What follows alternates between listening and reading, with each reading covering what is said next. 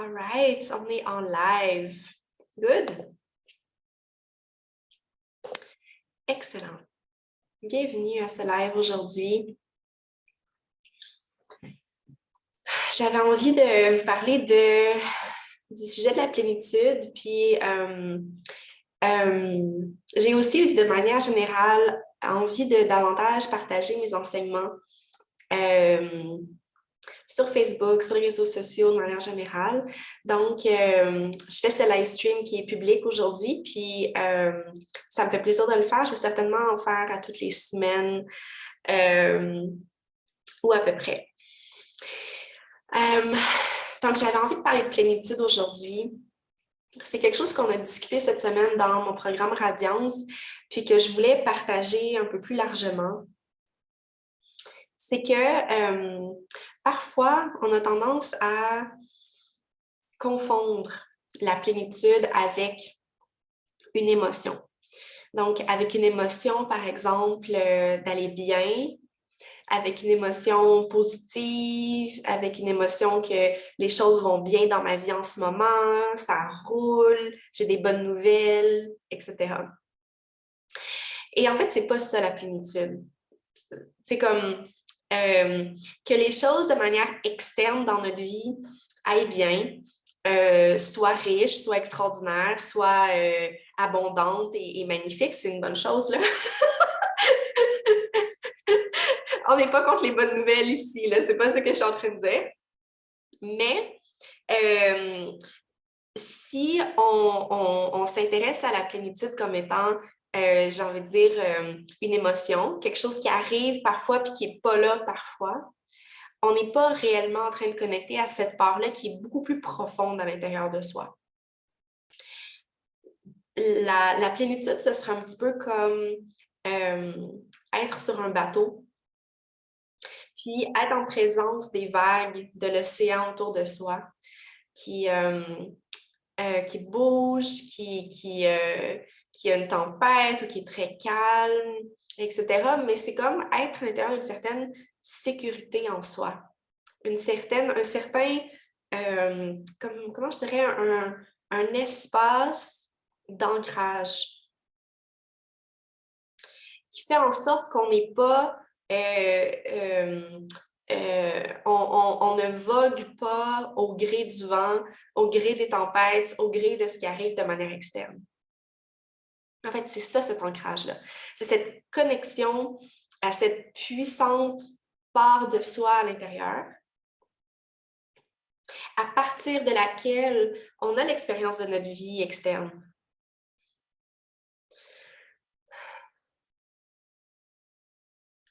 Donc, je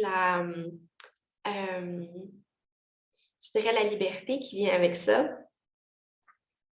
c'est justement le fait qu'on a une maison à l'intérieur de soi. C'est-à-dire, on a un endroit auquel retourner constamment. Un endroit dans lequel on se sent bien, un endroit de bien-être, un endroit riche, un endroit qui fait du bien, qui existe à l'intérieur de soi, peu importe quelles sont les expériences qu'on a de manière externe dans notre vie. OK? Donc, ça, c'est avoir une maîtrise de son énergie intérieure, si on veut. OK? C'est un peu ça l'idée, c'est que comment est-ce qu'on est en train d'utiliser notre énergie dans notre vie? Dans quelle direction est-ce qu'on l'envoie? Qu'est-ce qu'on crée avec cette énergie-là? Où est-ce qu'on met notre attention? Puis comment on dépense cette énergie-là, dans le fond?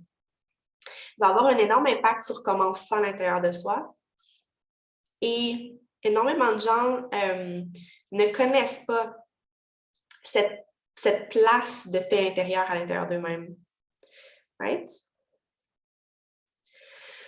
De manière générale, c'est parce que on a tendance à vivre à travers notre tête, à travers nos idées, nos pensées, nos réflexions, notre ego, ce qu'on doit faire, ce qu'on ne doit pas faire. Right? On n'est pas nécessairement ancré dans la part la plus profonde à l'intérieur de soi. ce être, pas un être, mais tu sais, comme l'action d'être. Donc, dans cette action d'être-là, on a toute notre attention qui est dirigée à l'intérieur de soi sur les sensations dans son corps, la vibrance, l'énergie qui est là à l'intérieur de soi. Et on y reste connecté. Donc, c'est pas comme une chouette méditation qu'on fait une fois de temps en temps, là.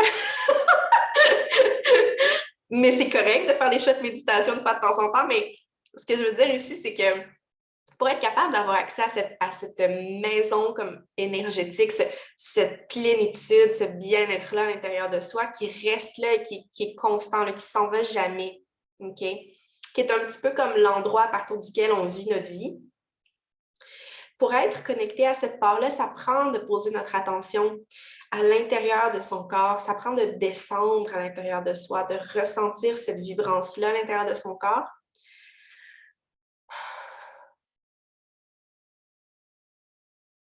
Et lorsqu'on la ressent, de conserver notre attention à cette part-là. D'être, de faire, de parler, d'agir, de tout ce qui est externe dans notre vie, on le fait en étant connecté à soi. Puis quand je dis connecté à soi, je veux vraiment dire connecté à la part la plus puissante à l'intérieur de soi. L'énergie littéralement à l'intérieur de soi. OK? Genre le soi, là, le soi, notre âme, le soi, OK? Pas le soi, genre, qu'est-ce que je pense, qu'est-ce que j'ai envie, de quoi j'ai l'air, là? Genre,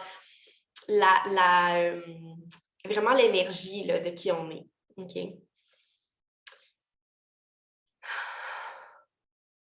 Et donc, il y a beaucoup de liberté qui vient avec l'expérience de cette connexion-là. Parce que tout d'un coup, les choses qu'on percevait comme étant des problèmes, qu'on percevait comme étant dramatiques, on peut davantage les regarder en termes de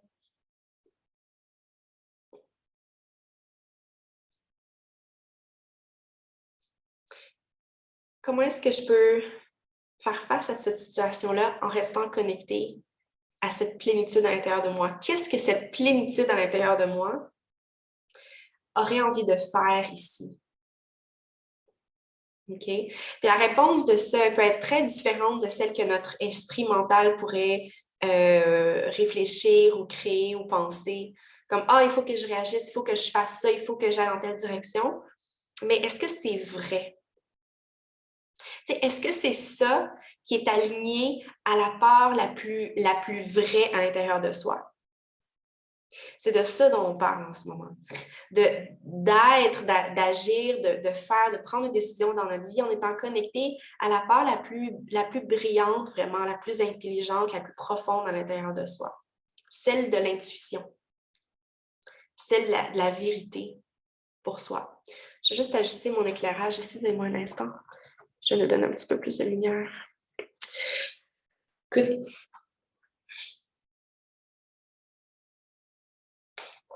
Fait qu'à partir de ce moment-là, on se pose beaucoup moins de questions dans la vie sur est-ce que c'est la bonne chose à faire? Qu'est-ce que je devrais faire ici?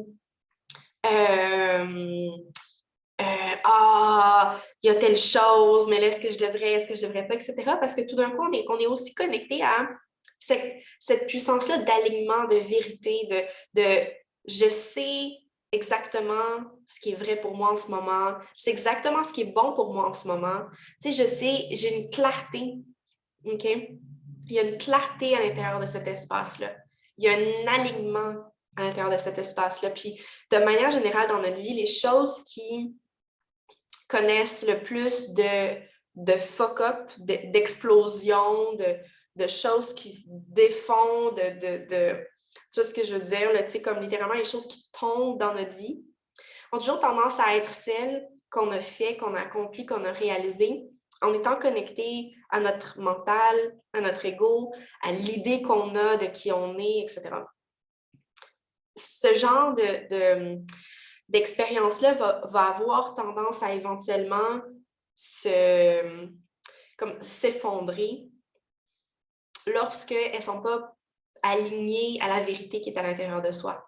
C'est-à-dire que la vérité, la puissance, le bien-être, la profondeur, cette plénitude-là, cette place-là à l'intérieur de soi est beaucoup plus puissante que quoi que ce soit qu'on aimerait que notre vie ait l'air ou quoi que ce soit qu'on aimerait accomplir ou faire ou réaliser ou avoir l'air ou etc.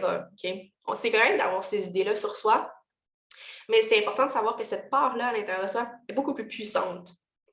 Fait qu'on peut aller dans une direction de quelque chose qui n'est pas nécessairement aligné.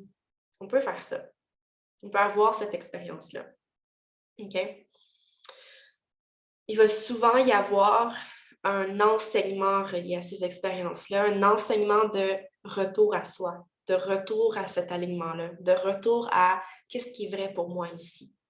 Qu'est-ce qui est en alignement avec qui je suis profondément à l'intérieur.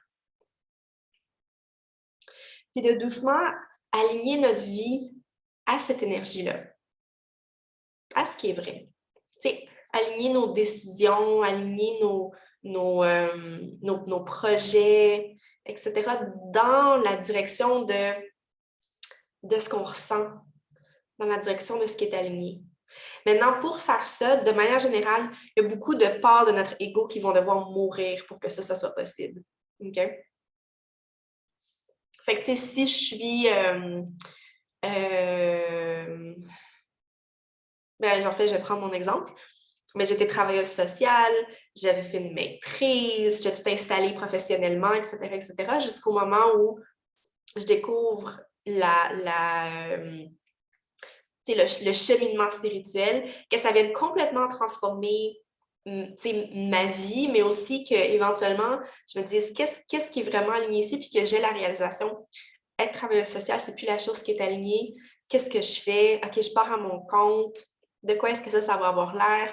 Tout le processus de ça a été de laisser mourir notre idée de sécurité, mon idée d'avoir réussi dans la vie ou je sais pas quoi, là. Mais, right? Fait qu'il y a des parts de soi qui, d'une certaine façon, meurent dans ce processus-là. Des parts qui, souvent, nous ont guidés pendant très longtemps. Par exemple, la part de moi qui avait envie de sauver le monde, d'être une sauveuse, là, aller au Ghana, puis faire du développement international, puis aider les gens, puis être don à la rescousse de tout le monde. Là. Il y avait une part très, très, très intense à l'intérieur de moi de la sauveuse, right? Puis cette part-là, éventuellement, il a fallu qu'elle meure aussi, parce que je ne suis pas ici pour sauver les gens, right? Je suis ici pour interagir avec des individus qui sont souverains. Right? Fait que pour être capable d'avoir cette expérience-là, il a fallu que certaines parts de moi me quittent. OK? Fait que dans ce processus de réalignement-là, un certain nombre de choses, souvent, qui nous ont guidés pendant des années, éventuellement, sont invitées à se détendre, là, à relaxer. Puis on peut les voir clairement aussi. On peut voir, oh wow, j'ai ce pattern-là. J'ai ce pattern-là de chercher la validation de mon partenaire dans mes choix de vie. J'ai ce pattern-là de chercher l'approbation des gens autour de moi. Ou j'ai ce pattern-là d'avoir l'impression que je ne peux pas faire ce que j'aime, que ça doit absolument être difficile ce que je fasse dans la vie, par exemple. OK? Fait que ça nous invite à vraiment regarder ces parts-là de soi, regarder les parts de soi finalement qui ne sont pas nécessairement totalement alignées à cette puissance à l'intérieur. OK? Puis, le processus de transformation qui vient avec ça. Mais la raison pour laquelle on ferait ce processus de transformation-là, parce que ça n'a pas l'air très agréable dit comme ça,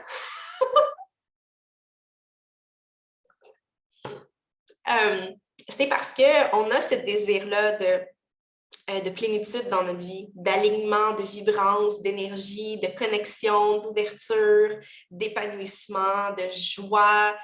C'est parce qu'on a ce désir-là d'avoir ces expériences-là. OK?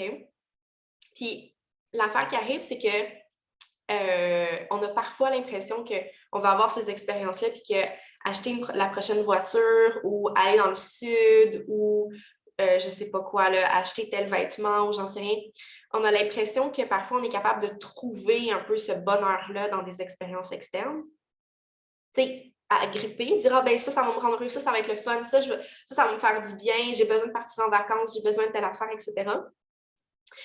Mais ça reste en superficialité d'une certaine façon. Tu sais, ça reste au sens où le vide, d'une certaine manière, qui est là, ne sera jamais comblé par ça. Ne sera jamais comblé par essayer de trouver les choses à la pièce comme ça. Il est comblé par une dévotion, un engagement, une plénitude à cette connexion à l'énergie qui vit à l'intérieur de soi, la vibrance qui est déjà là. OK? On n'a pas inventé quelque chose, là. Cette vibrance-là, cette énergie-là, cette plénitude-là est déjà là à l'intérieur de soi. OK? Elle est déjà là. C'est juste que parfois, ce n'est pas la source à laquelle on est connecté.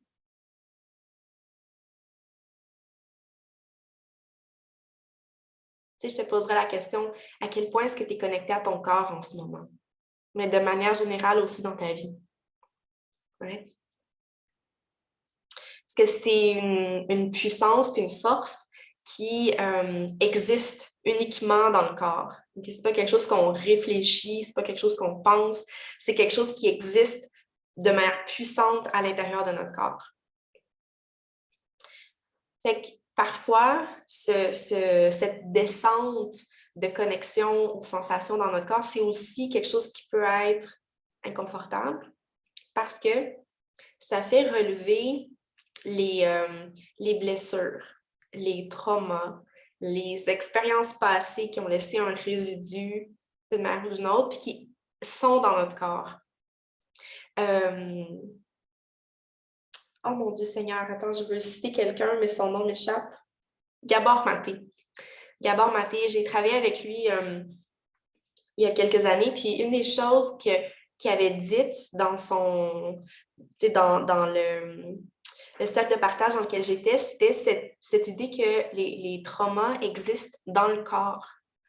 Donc, ils sont à l'intérieur de nous, littéralement, dans le corps. Ce n'est pas quelque chose qu'on peut réfléchir pour que ça parte. Il faut en quelque sorte aussi être capable de laisser aller la charge de sensations, d'intensité qui vit à l'intérieur de soi. OK? Donc, la connexion à son corps, c'est plus facilement, c'est plus facile à dire qu'à faire. Dans le sens où c'est un processus vraiment de cette reconnexion-là. Puis ça prend souvent une puissante dévotion, vraiment, pour continuer de chercher à s'ancrer, même si ce n'est pas toujours confortable. Mais parce qu'on sait qu'il y a plus qui est possible. Tu sais ce que je veux dire? C'est parce qu'en quelque sorte, il y a quelque chose dans la vie qui nous a amené à la réalisation de j'ai plus envie de vivre avec un sentiment de manque quelconque, ou j'ai plus envie de vivre avec des patterns qui se répètent, ou j'ai plus envie de vivre sans avoir accès à un puissant épanouissement à l'intérieur de moi. Tu sais, il y a quelque chose de plus auquel j'ai envie d'avoir accès. Quelque chose de plus qui est possible, puis on le ressent que c'est possible. Et donc, ça existe. C'est normal qu'on le sente que c'est possible, c'est parce que c'est là. C'est ce que je veux dire, c'est clair. C'est vraiment là, c'est déjà là. Donc, je dirais ce travail de transformation-là, c'est un travail de réalignement vraiment. C'est de réalignement à être guidé par la part la plus puissante à l'intérieur de soi. Et c'est un travail qu'on fait ensemble dans mon programme Radiance qui dure pendant 12 semaines. C'est un programme de groupe pour femmes. S'il y a des hommes qui écoutent ce live et qui se sentent interpellés à travailler avec moi, c'est tout à fait possible. Je fais aussi du travail en coaching one-on-one. Et donc, c'est vraiment ce travail de réalignement-là à cette énergie de radiance. Donc, à cette connexion-là puissante à l'intérieur de soi, à la part la plus puissante à l'intérieur de soi, mais aussi en quelque sorte, l'émaner de manière externe, à être à l'intérieur de cette énergie-là, puis à la laisser, en quelque sorte, baigner toute notre vie. baigner tout notre univers, baigner tout ce qui nous entoure, baigner nos relations de cette énergie-là. Right? Donc, amener vraiment cette plénitude, cette connexion, cette plénitude-là à l'intérieur de soi, puis aussi dans toute notre vie. Donc, excusez-moi, j'ai le nez un peu bouché, j'ai eu un rhume cette semaine. Et donc, c'est ça, fait que vous êtes vraiment les bienvenus de m'écrire directement si c'est quelque chose qui vous intéresse d'explorer de joindre Radiance ou d'explorer de joindre le coaching privé ensemble. Juste à m'écrire directement, puis je prends le temps de connecter avec toutes les personnes qui sont intéressées. Donc, on pourra se faire ensemble un appel. De cette manière, je peux aussi répondre aux questions qui peuvent émerger. Et ça me fait plaisir de vous accueillir. Donc, vraiment, vous êtes les bienvenus. Merci d'être là et je vous dis à bientôt.